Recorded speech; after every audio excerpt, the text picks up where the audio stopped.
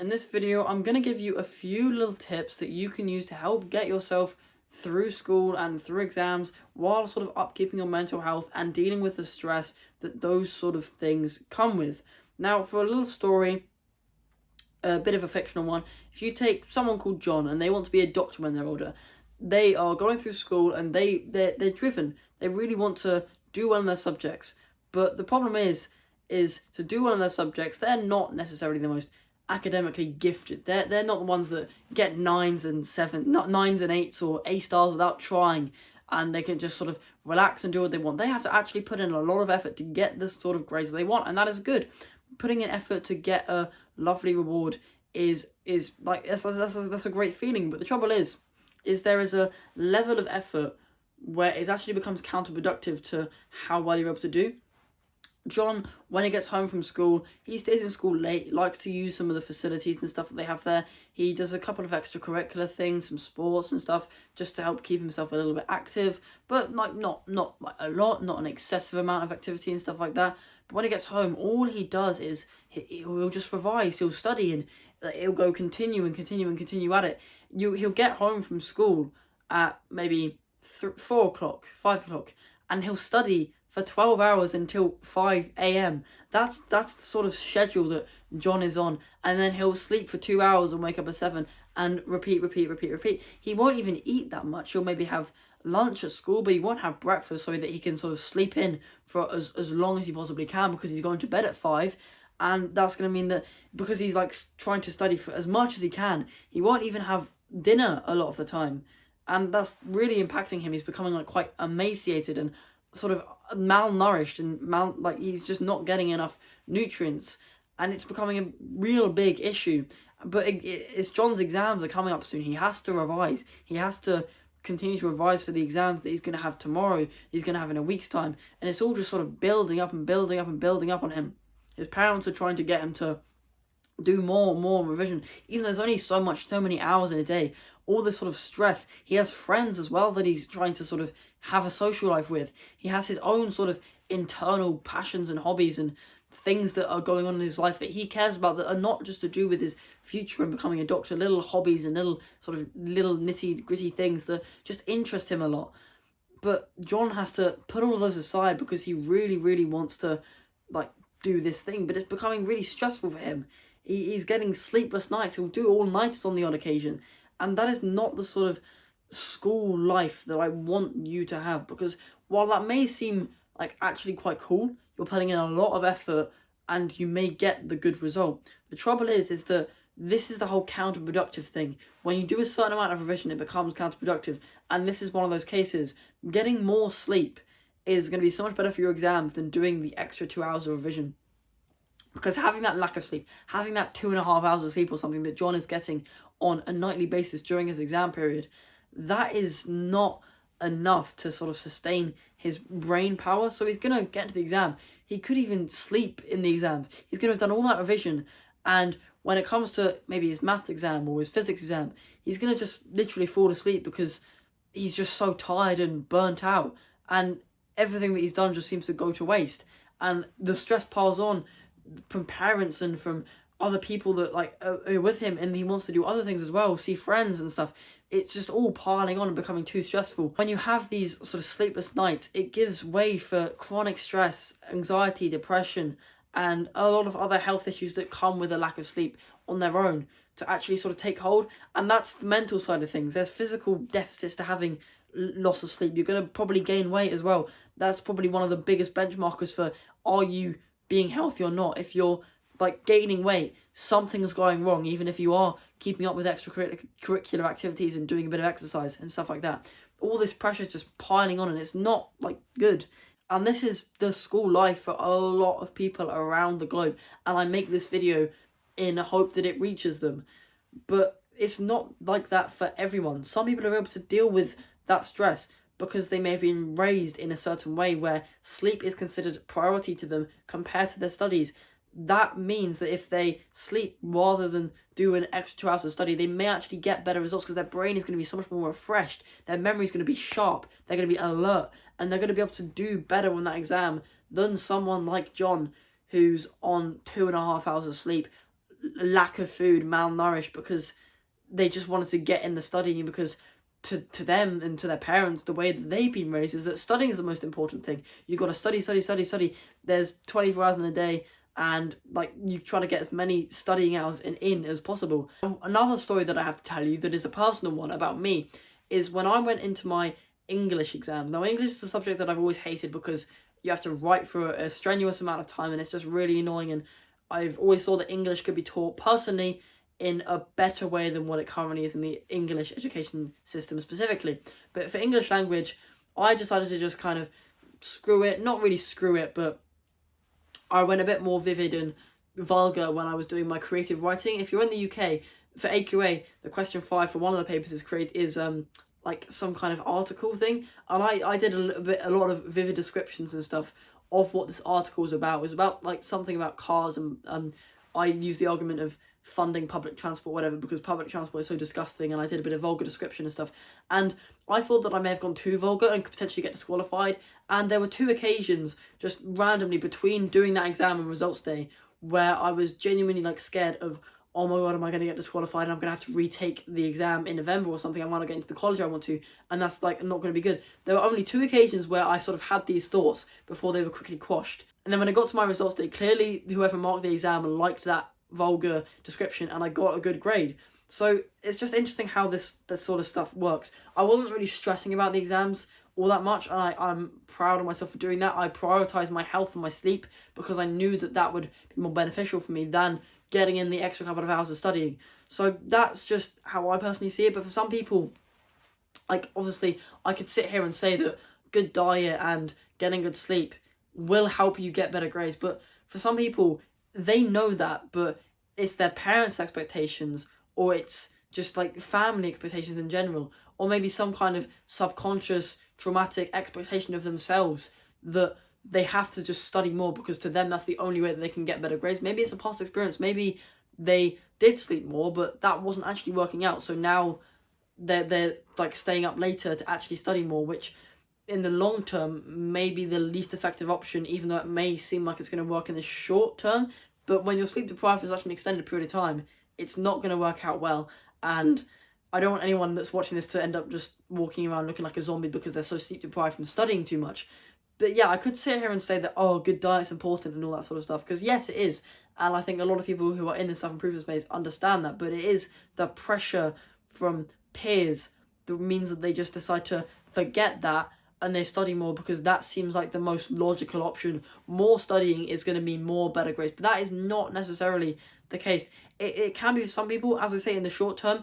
If you're going to suddenly pull all-nighters when the exam season hits, maybe you're going to still pull a good grade. But John's been doing this his entire life because he's so hell-bent on being a doctor, and he's been having sleepless nights for the last 6 months because he's intensively preparing for these exams. And while that excessive amount might be like a little curve where it becomes counterproductive, then it becomes productive again, and then, you know what I mean. But I just really don't want anyone to experience that kind of pressure and stress. It really sort of saddens me because I've just had some sort of mindset where I'm like, I kind of go into the exam and I'm like, yeah, I've done all I can, the past is the past, maybe I could have studied more, but I didn't. Nothing's going to change that now, so I might as well just try to do my best and have a confident attitude towards it because that is all I can currently have at this present moment. But in a sense, away from sort of your family potentially like pressuring you to try to get you to get good grades, you can also have this from your own teachers. In some schools, because teachers, their job, the amount they get paid sort of relies on how well their students do, they might put a strenuous amount of pressure on them because if they don't do well, there's going to be questions asked and that might like be the end of their job, and they don't want that. So the things that they're going to do is they're going to tell their kids and pressure the students that they have to get good grades and stuff. That might not be the best option. So if you are a student that you know has teachers like that, I recommend having a bit more of a screw you attitude. When a teacher is just being a bit unreasonable, they're telling you off and they're pressuring you for it seems like no reason. You've seen like the whole cliche scenarios where it's like the teacher's the one that's all powerful, because often teachers like they crave power and stuff because they have power over classrooms. So the reason some teachers get jobs is because they crave that power of that environment. Not all, but there are certainly some that exist out there that do definitely have that motivation. So if you can be the person to stand up to that sort of teacher, you would have seen the cliche movies, and maybe do try to kind of replicate that. Stand up to the snobby teacher that's telling you to, like, pressuring you and to get the good grades and all that sort of stuff, telling you off unreasonably. Stand up to them. Just stand up in front of the class and just tell them to screw off and just shout at them and yell at them. Maybe there'll be consequences for you, but all I can say is that your social hierarchy will, the social position that you are on, how like popular you are in school, will definitely increase. Because if you can do it in not an unreasonable manner where you're being unreasonable, but do it in a sense where everyone else in the class can relate to you, speak to them sort of politely, but also be like, you're just being annoying, so please stop it. Don't shout at them, that might be bad advice. Don't shout at your teachers or whatever, but sort of politely tell them that you're being annoying and please stop it, and like get everyone else sort of to like fuel you and be behind you. That can work, especially when it comes to teachers pressuring you and all that sort of stuff. The whole community sort of coming up against the one sort of authoritative figure, and because you are going to have increased your sort of popularness, I guess. I was never really like that in school and stuff, but I guess that's how it works. You're going to be more confident about yourself, and more confidence is more ability to do well in the exam, because if you think you can or you think you can't, you're going to be right. So if you're more confident about yourself and you have self-esteem, you're going to do better in the exam. So it seems like a bit indirect, but it can get pressure off of you from your teachers, but it can also increase your self-confidence to actually do better in the exam. Aside from teachers, when it comes to parents, boy, there is so much pressure on their kids. Like, they pressurize their kids a lot to try to get them to get good grades. And it's the whole sort of delayed gratification thing. Is your parents sort of telling you to work hard so you can have the rewards later when you may have a better job or something? Or are they just, like, is it just useless? They know how the concepts of working hard and stuff work, but they're still just constantly banging on about how you need to study more and this and that and the other, and it just becomes droning and draining and stressful, even because it's like you have some sort of expectation to live up to. But the whole pain now, pleasure later thing, is kind of like, for what? Because delayed gratification isn't really supposed to be painful. You're supposed to sort of ease into it. It's supposed to be like a pleasant experience. If you've been going to the gym for a while, you know going to the gym is a fun thing to do. But when you started off, it might not be so. But when you've been potentially studying for like a long period of time and it's still not enjoyable, that is going to be really stressful and really bad for like your cortisol levels and all that sort of stuff. So it's just, the pain now, pleasure later thing doesn't really work, because there's no pleasure in the journey. You know, like, you've probably heard that phrase, there is zero pleasure in the sort of journey for studying, because you don't really get the reward until you've got the good job later down the line. But something like the gym, which is the best example I can think of, there is all the pleasure in the journey, because there is no destination. With studying, there is the destination. The delayed gratification activities that don't necessarily have a destination are 100% the most fulfilling and will give you the most sort of optimal neurotransmitter releases and stuff in your brain, and give you the most optimal brain chemistry. When it comes to studying, there is such a set goal with the grades you get. There is such a set goal with the job that you want to do, the career you want to do, that there's just no pleasure in the progress, because until you've got the one most important thing, you can never be happy. And that's an issue, because it's like, are you ever going to experience that pleasure when you're so traumatized from the experiences that you had as a child? It doesn't really like make a lot of sense. And I hope you can potentially, when watching this video, try to pass along these messages in your own words, paraphrase it if you really want to your parents, about the whole pressure situation, about the whole pain now, pleasure later, the delayed gratification thing. Like, does it really work, or is it more no gratification? Because the chances are, if you don't get that one big thing, what the hell's the point in studying? But for the gym or for building a business, there is really no sort of end. So it's always going to be worth it. It's always going to be worth it going to the gym. It's always going to be worth it trying to do some deep work tasks for your business or for the career you're currently in. But when you're studying, it's like there is no enjoyment in this until you've got the thing, which isn't necessarily a guarantee. Hopefully you can kind of see what I'm trying to say by that. But yeah, as well as that, studying for things, unless you want to be something that requires professional qualifications like a doctor or a dentist, or like lawyers and stuff like that, engineers maybe even, there's really not a lot of point in beating yourself up about school. If you want to be something that is kind of related to school, but kind of not. Like, you want to try forge your own path in life. You may not even know what you want to do yet, but you don't think the stuff that you learn in school is necessarily going to be important to your future career, then don't put a lot of emphasis on it. Don't like lose sleep over studying and stuff, because that's just bad and it's just not a good opportunity cost whatsoever. Like, I go to school, I think the stuff I learn about is very interesting.